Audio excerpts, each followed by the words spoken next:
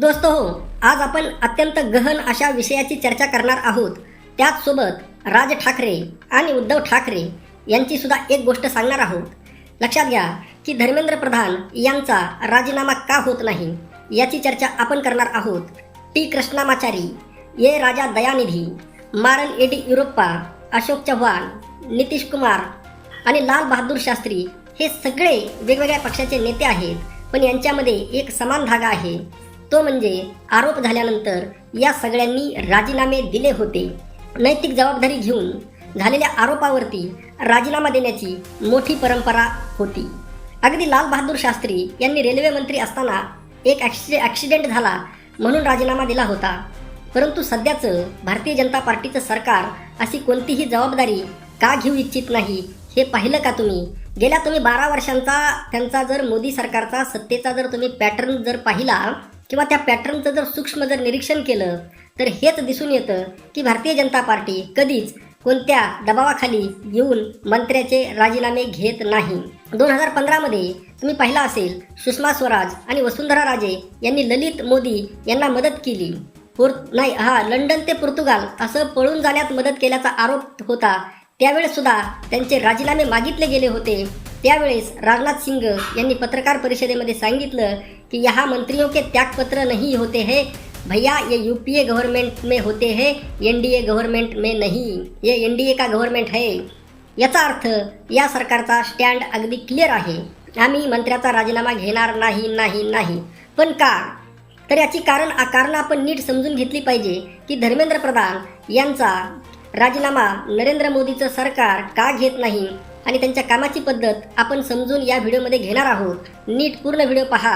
तुम्हाला मनमोहन सिंग यांच्या सरकारमध्ये 2G स्पेक्ट्रम घोटाळा, कोळसा घोटाळा, कॉमनवेल्थ घोटाळा या सगळ्यामध्ये अग्रेसिव्हली राजीनामा मागण्याची तेव्हाची विरोधक भारतीय जनता पार्टी कशा पद्धतीने करत होती आणि चौकशी सुरू असेपर्यंत राजीनामा घेणं ही जबाबदारी आहे हे भाजपचे नेते तेव्हा सांगायचे. पण आता धर्मेंद्र प्रधान या सगळ्याला अपवाद आहेत का? ते काही स्पेशल आहेत का? तर हो, भाजपसाठी ते फार स्पेशल आहेत. धर्मेंद्र प्रधान हे RSS आणि बजरंग दलाचे सक्रिय कार्यकर्ते होते. पक्षाला फंड उपलब्ध करून देण्यासाठी किंवा देणारे त्यासाठी काम करणारे नेते अशी ही त्यांची ओळख आहे. मनी मॅन धर्मेंद्र प्रधान यांचं बॅकग्राऊंड जर आपण नीट जर लक्षात घेतलं तर आपल्याला कळून येईल की ते काही अचानक राजकारणामध्ये आलेले नेते नाही आहेत, तर त्यांचा राजकारणाचा आणि पक्षाचा फार मोठा वारसा त्यांना लाभलेला आहे. अटल बिहारी वाजपेयी सरकारमध्ये मंत्री राहिलेले भारतीय जनता पार्टीचे कद्दावर नेते देवेंद्र प्रधान यांचे ते सुपुत्र आहेत. त्यामुळे त्यांना लहानपणापासून RSS, भाजप, जनसंघ या विचारसरणीचे बाळकडू लहानपणापासूनच मिळालेले आहेत. 2017मध्ये त्यांनी ओडिशा भारतीय जनता पार्टीचे पंचायत आणि बूथ स्तरावरील संघटन उभा केलं होतं आणि तुम्ही पाहिलं असेल 2024मध्ये ओडिशामध्ये भारतीय जनता पार्टीने मिळवलेल्या ऐतिहासिक विजयामागे धर्मेंद्र प्रधान यांची रणनीती सर्वात महत्त्वाची मानली जाते. अशा यशस्वी जन आधार असलेल्या नेत्याला सहजासहजी बाजूला करणं भारतीय जनता पार्टीला, नरेंद्र मोदीला, RSSला परवडणारं नाही. भारतीय जनता पार्टीच्या वरिष्ठ नेतृत्वाचा किंवा मंत्र्याचा कोणताही मोठा निर्णय होतो तेव्हा RSSची भूमिका अत्यंत महत्त्वाची असते. म्हणजे तुम्हाला असं वरवर दिसत असेल की आपले नरेंद्र भाऊ मोदी हे स्ट्रॉंग आहेत, परंतु त्यांच्यापेक्षा सुद्धा RSS स्ट्रॉंग आहे. 1983मध्ये ते अखिल भारतीय विद्यार्थी परिषदेमध्ये सक्रिय कार्यकर्ते होते. RSSची तथाकथित शिस्त आणि विचारसरणीमध्ये वाढलेले निष्ठावंत कार्यकर्ते धर्मेंद्र प्रधान यांची प्रतिमा एक कट्टर RSSचा स्वयंसेवक आणि शिस्तप्रिय नेत्याची आहे. ज्यावेळेस अशा नेत्यावरती राजकीय संकट येतं तेव्हा संघ त्या नेत्यांच्या पाठीमागे ठामपणे उभा राहतो. त्यामुळे केवळ राजकीय दबावापोटी संघाची पार्श्वभूमी असलेल्या मंत्र्यांचा राजीनामा घेणं हे भाजपला किंवा भारतीय जनता पार्टीच्या नेतृत्वाला एवढं सोपं नाही. नरेंद्र मोदी सरकारच्या अंतर्गत वर्तुळामध्ये धर्मेंद्र प्रधान यांचं स्थान अत्यंत महत्त्वाचं आणि विश्वासाचा नेता असाच आहे. 2016मध्ये प्रधानमंत्री नरेंद्र मोदींनी गरीब महिलांसाठी आणलेली अत्यंत महत्त्वाची अशी प्रधानमंत्री उज्ज्वला योजना यशस्वीपणे राबवण्याची जबाबदारी पेट्रोलियम मंत्री म्हणून त्यावेळेस धर्मेंद्र प्रधान यांच्यावरच होती. या योजनेला भारतीय जनता पार्टीने 2017च्या उत्तर प्रदेश निवडणुकीमध्ये आणि 19च्या लोकसभा निवडणुकीमध्ये मोठा राजकीय फायदा मिळवून दिला होता. 2020मध्ये नवीन शैक्षणिक धोरण प्रधान यांच्या नेतृत्वामध्ये झालं. हा सुद्धा मोदींसाठी एक महत्त्वाचा प्रकल्प आहे. शिक्षण खातं त्यांना सोपवण्यात आल्यापासून पुस्तकामधला इतिहास बदलला जातोय अशी ओरड विरोधक सातत्याने करत आलेले आहेत. उत्तराखंडमध्ये 2017मध्ये, कर्नाटक 2018-22, उत्तर प्रदेश 2025, बिहारसारख्या अत्यंत कठीण विधानसभा निवडणुकीमध्ये त्यांनी प्रभारी म्हणून पक्षाला विजय मिळवून दिलेला आहे. प्रधान हे अनावश्यक वादग्रस्त वक्तव्य करत नाहीत आणि मीडियामध्ये पब्लिसिटी स्टंटसुद्धा ते करत नाहीत. ते पडद्यामागं राहून काम करत असतात. हीच गोष्ट त्यांना प्रधानमंत्री नरेंद्र मोदी आणि अमित शहा यांच्या अत्यंत जवळची बनवते. धर्मेंद्र प्रधान हे केवळ एक कॅबिनेट मंत्री नाहीत, तर ते संघ, भाजप, संघटन आणि मोदी सरकार या तिन्ही स्तंभांना जोडणारा एक महत्त्वाचा दुवा आहेत. आणि त्यामुळे नीट मुद्द्यावरती विरोधकांनी कितीही जरी दबाव आणला तरी त्यांना सहजासहजी पदमुक्ती केलं जात नाही. या व्यतिरिक्त आणखी 3 कारणं आहेत ज्यामुळे धर्मेंद्र प्रधान यांचा राजीनामा होत नाही. सगळ्यात महत्त्वाचं पहिलं कारण म्हणजे सरकारची ती अपयशाची कबुली ठरेल.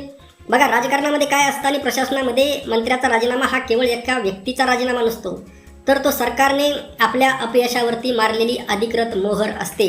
धर्मेंद्र प्रधान यांचा राजीनामा जर घेतला तर सरकारला अप्रत्यक्षपणे हे मान्य करावे लागेल की नीट परीक्षामधील गैरव्यवहार, पेपरफुटी आणि NTA गोंधळ रोखण्यामध्ये सरकार हे अपयशी ठरलेलं आहे.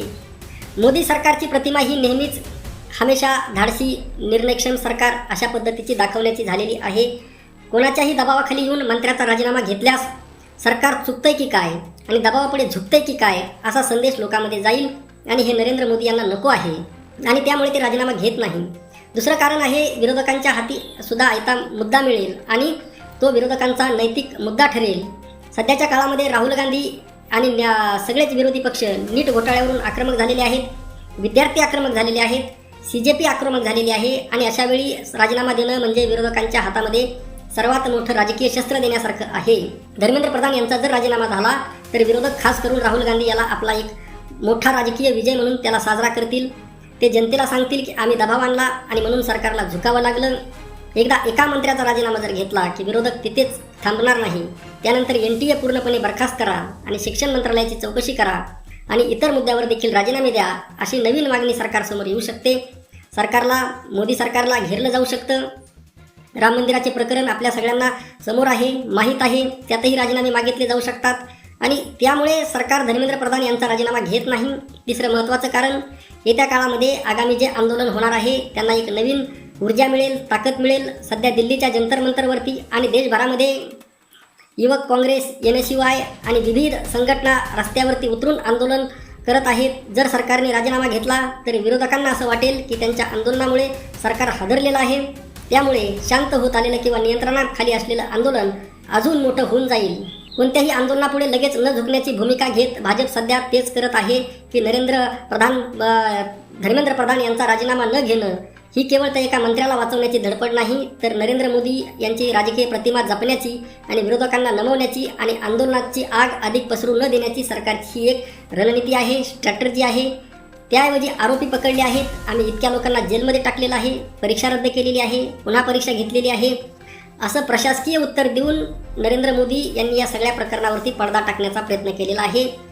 तुम्हाला काय वाटतं? आता याबाबत राज ठाकरे यांचं एक विधान आलेलं आहे की नरेंद्र मोदी यांचा अंतिम काळ सुरू आहे आणि या अंतिम काळामध्ये नरेंद्र मोदी यांना अजून कमकुवत करण्यासाठी नरेंद्र मोदी यांचा जो उत्तराधिकारी आहे त्याला प्रधानमंत्री व्हायचं आहे.